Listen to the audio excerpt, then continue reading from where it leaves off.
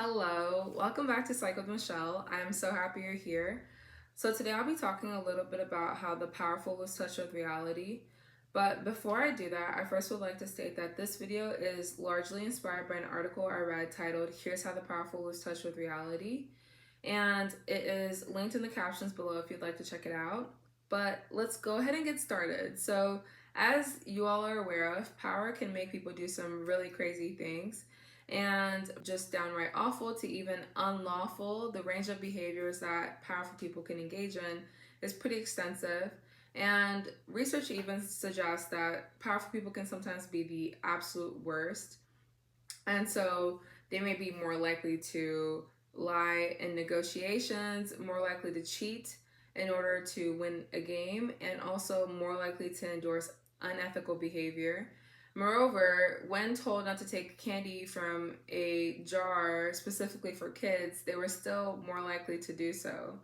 And if we're also looking into our society, we can also see that there is an increase in coercive power, specifically looking at Donald Trump's aggressive international policies as well as his demand for loyalty. We can certainly see that the era of soft power is long gone. But it's also important for us to recognize that America is not the only country dealing with a forceful leader. And worldwide, we're seeing individuals engaging in more Machiavellian ways of thinking. So, caring less about caring and caring less about justice, and being mostly fixated on caring about authority. But before we go stake a war on power, it's important for us to understand that power is embedded in everything and it is everywhere. So it's not just in our boardrooms or in our political offices, but it's also in our classrooms, our workplaces, and even our marriages. And the reason for this is because power actually underlies our social hierarchies. And social hierarchies essentially evolved as a way of governing human behavior. And the reason why social hierarchies work so well is because they actually allow for division of labor. And so through this division of labor, we actually see more coordination and less conflict.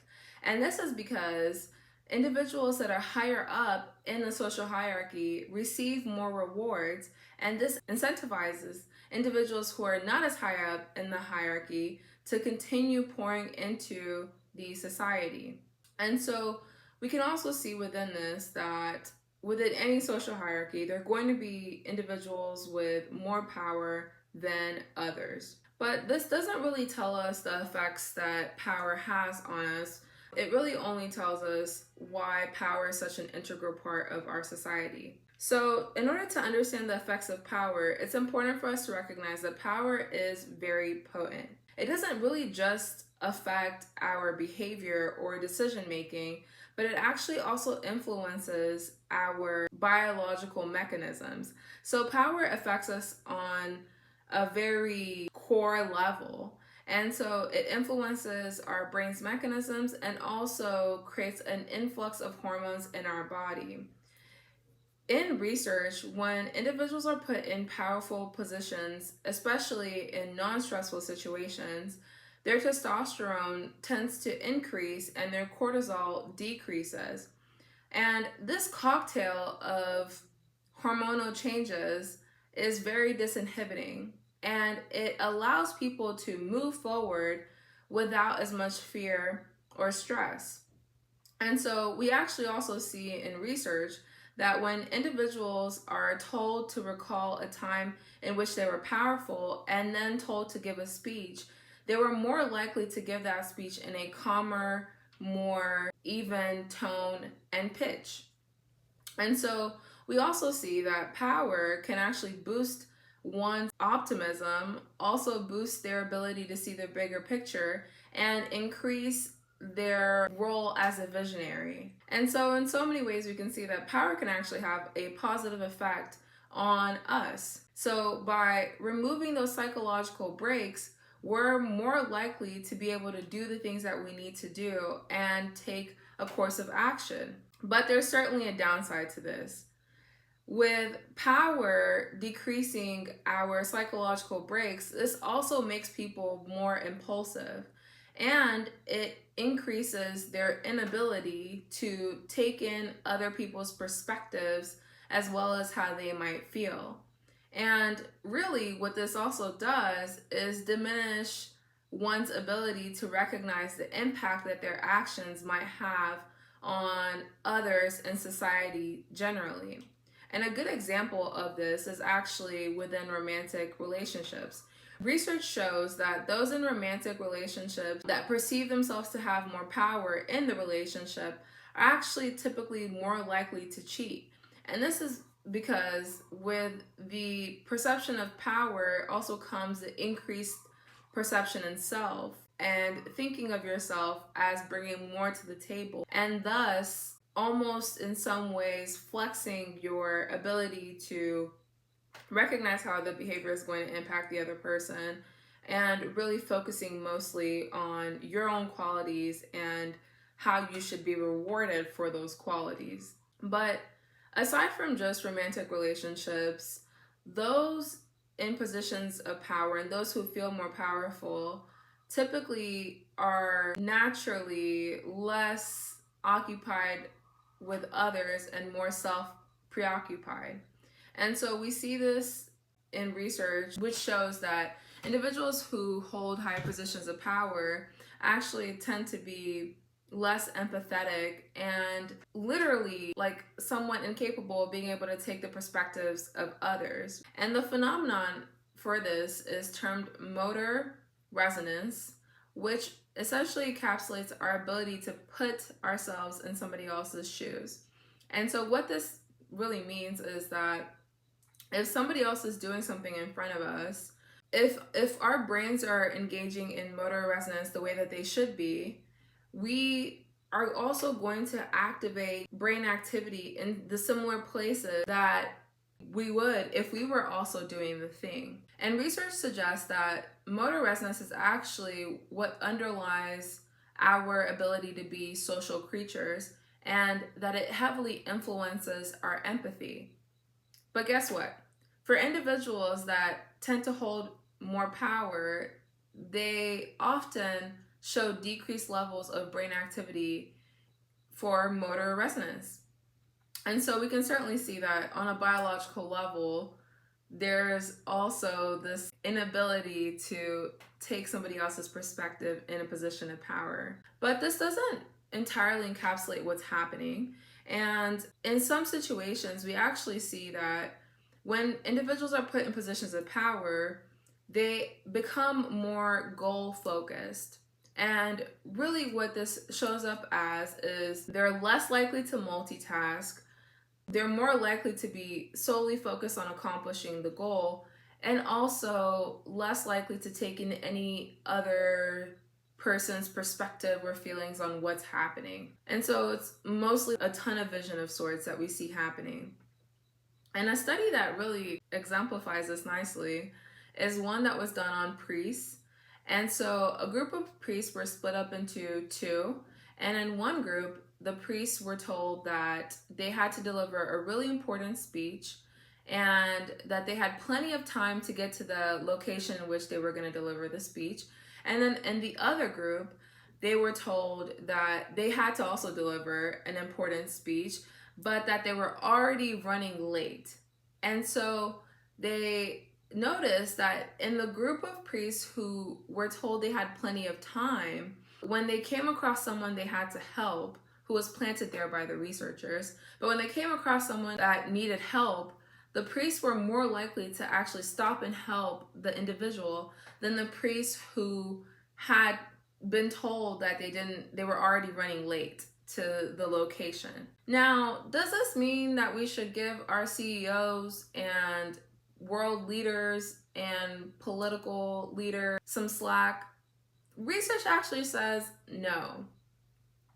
So if we're thinking about it, right, those who tend to step into positions of power typically are narcissistically organized and display more dominant style personalities. And so naturally, they're less preoccupied with other people's perspectives and less likely to take in input from other people. And even then, when we put people in positions of power who are altruistic, because of what power does to us, we might still experience some sort of corruption from it. But I want to highlight that power doesn't truly just make us corrupt. If anything, what power seems to really be able to do is actually highlight to us a person's way of being as well as the culture that they were raised in. And so, another way of putting this into language is by saying that if power increases our impulsivity, then what our impulses are tends to then be the ultimate result of the effects of power. And another way of putting this is if power essentially encourages us to engage in a way that is disinhibited, then really what power is doing is actually showing who we are at our core.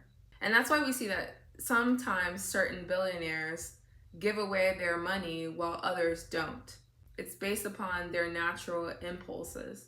And so if we're thinking about this, it's actually important then for us to recognize that on a big picture, we need to have checks and balances for those in positions of power, and that there needs to be some sort of system to hold those in power accountable. And I think one way that this can be done is by being able to essentially say the hard things when necessary. And I have a video on this actually, interestingly enough. And feel free to go check it out because I talk about how to say the hard things. But oftentimes when we're in an office or we're in a classroom or we are in a relationship, being able to say the hard thing can actually be what holds the other person accountable if they feel that they are in a position of power and can just do whatever it is they want to do, for a lack of better terms. And what we can see from this is that by having this system of checks and balances, we're able to actually mitigate against the detrimental effects that power can have on an individual as well as society in general. So, a summary of all that I've said: power is an important part of our society. It literally structures our existence and ability to engage with each other. And it can affect us on a very biological level. And so with it diminishing our stress and fear and increasing our impulses. And that those that end up being in positions of power typically tend to be narcissistic and tend to have a dominant style personality, right? But that power itself doesn't really necessarily corrupt us, but rather it highlights the society norms as well as an individual's natural way of being and their impulses, right? And therefore, it's important for us to have a system that holds people accountable and doesn't just rely on the individual themselves restraining their tendencies, right? Because as I've just highlighted, that's really hard to do when you're power tripping. And that a part of this can really be saying the hard things within our workplaces, within the classroom, and within our relationships. If you liked what you heard today, go ahead and click a like, comment down below how you see power pop up in your environment and with the people around you, and some ways that you might maybe challenge yourself to check yourself if you are in a position of power, or to encourage others to hold themselves accountable if they're in positions of power. Anyway, I'm so glad you were able to tune in today, and I will see you the next time that I post. Thanks so much. Bye.